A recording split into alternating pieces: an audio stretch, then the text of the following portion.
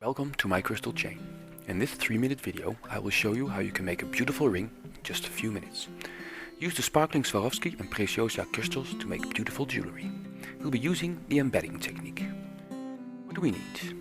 We're gonna need 3 different pliers. From right to left, a flat nose, a soft nose plier for safely embedding, and a cutter. Then the rings. The rings are made to fit 8mm round crystals. They're open so you can easily make them fit your finger. I have 3 different types of plating. Antique bronze, rose gold, and of course gold. 3 stones, the crystals. I have 2 Rivolis and 1 nice opal Chaton. The principle of the technique is the same for both. Let me start with the opal Chaton. Place it nicely in the middle of the cup. The most important thing of embedding is to set the stone straight in the cup.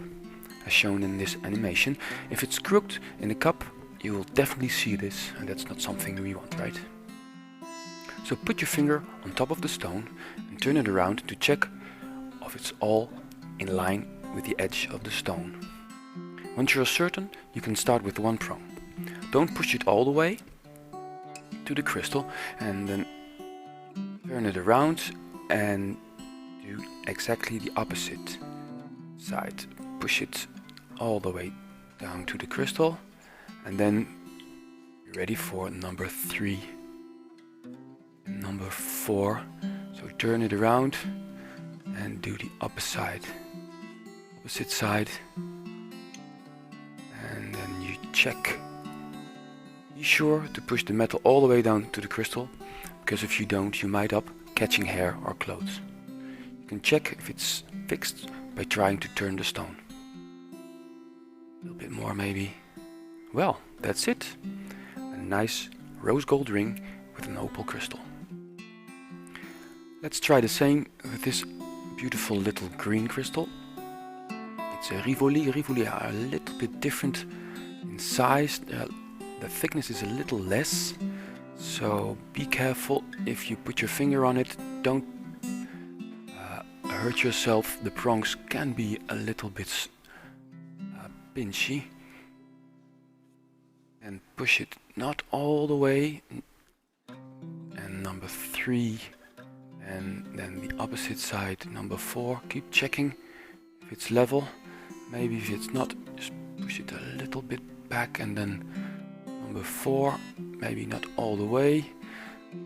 Then check if they're all down, and then keep checking if it's still level. If you push too hard, you may push the crystal up at the other side, so you don't want that. So that's nice and finished, but it's also possible, if you want to change the crystal. Take a cutter and be very careful not to damage the crystal or damage the metal of the ring setting. I always like to do 2 sides, carefully pull them back, and then get the crystal out.